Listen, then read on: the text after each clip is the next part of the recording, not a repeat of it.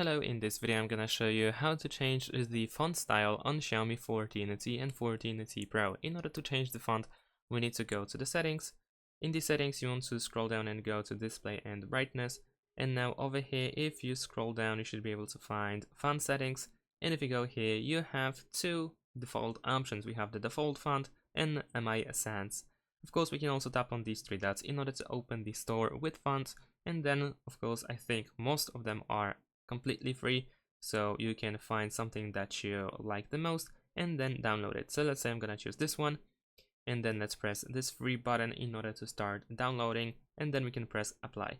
Now let's wait a couple of seconds, and there we go, applied successfully, and we have a new font over here. If you want to, you can scroll to the right in order to find once again these three dots if you add more fonts.